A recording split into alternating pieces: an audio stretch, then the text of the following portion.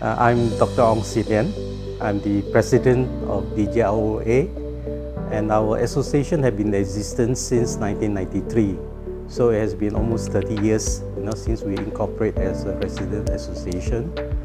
And basically we have about over 1,000 members in both the residents and members of Damansara Jaya. So we do different kinds of activities for the benefit of residents, and one of the main theme of our association is how to create a sustainable community, especially during this time where there's so much issues about climate change, energy crisis, food security and so on. So we try to create a lifestyle where people can cultivate a more sustainable living lifestyle in our community. I think that is the most important factor. For anything like community-based project to succeed, we need commitment from volunteers. And we are very fortunate that in different projects that we have, for example, the recycling project, the urban farming project, we do have a core team of volunteers who regularly and consistently provided their time to do all these projects on our behalf. And for that, I must be thanking each and every one of them, because without them, we won't be able to succeed in this matter. I'm Ung Siong from DJRA. I'm one of the volunteers for this urban farming. Mrs. Tai, DJRA Exco, also a member of Mr. Boon's farm. It was somewhere in 2014 we started. What we did was we tried to plant some not so common vegetables where others may not have or may not know about it. For example, like we have kale, like we have chili padi, purple ones. They can also use that platform to exchange seedlings, and we also use that platform to sell fertilizers, soil, compost soil, which they can buy at a very cheap price when compared to buying from nursery. Hydroponic, we went to one or two places, so we applied to MPP. I think it's MPPJ, so we managed to get a grant. So we got a grant and we built this hydroponic greenhouse, and it was quite successful, and a lot of our residents, they were very interested. How this type of vegetables, how we can plant this type of vegetables without salt.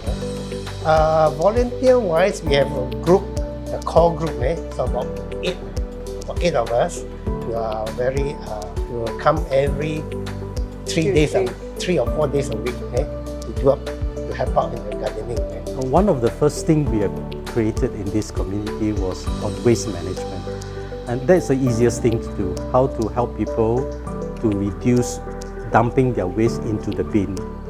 First of all, which is to recycle or separate the recyclable waste from the normal waste that you would put into the bin, such as, for example, the kitchen waste. Instead of throwing your vegetables and your cuttings from fruit peels and so on into the bin, we use that for composting. And beside the recyclable thing, we also do collect used cooking oil. Instead of throwing them into the drain or wash them down the drain, we collect them into a tong here we have in the center, and then we get another contractor to come and collect it to convert that into biodiesel. And 2 years ago, we also worked in conjunction with another organization that collect old clothings. So we have a cloth bin outside our center where people can then put those used clothes, shoes, bags, toys, so that we can then send them to this center so that they can then recycle them. The other project we have instituted is like rainwater harvesting, and people are beginning to recognize how they can harvest rainwater instead of over-reliance on tap water for their gardening function and cleaning. And thirdly, I mentioned about the use of solar panel. One of the initiatives we have done is what we call this is eco bricks. Instead of throwing these plastic bottles away and also wrappers, we collect them.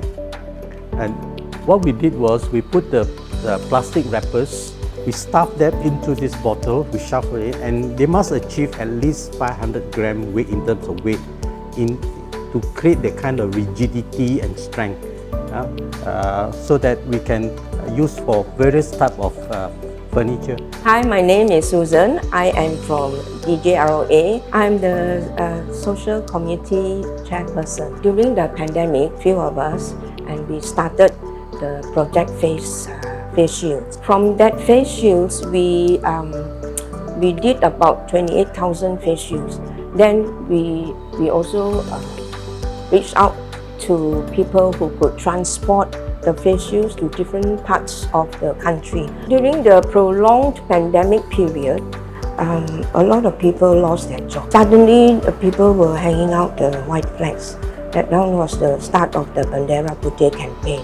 So we said, since we're always helping outside people, we need to help our own workers that service our area here, Damansara Jaya. So I just went to Tesco, with Raya, all that. We went to buy food stuff, and that was the kotak prihatin. We managed to give. We just asked the leaders, how many of your team, So there were about 9 or 10. We bought and gave them all out.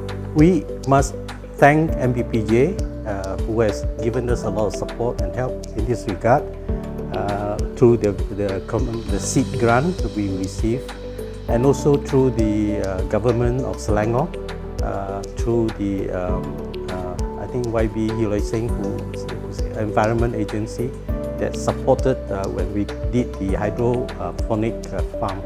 So I think with the support of MPPJ and the state government, and also we have submitted in our competition for the Sustainable Urban Community, and we are proud to say that DJROA has won many prizes, and through these prizes we helped to improve in some of our community farming projects and all some of the other urban farming projects as well.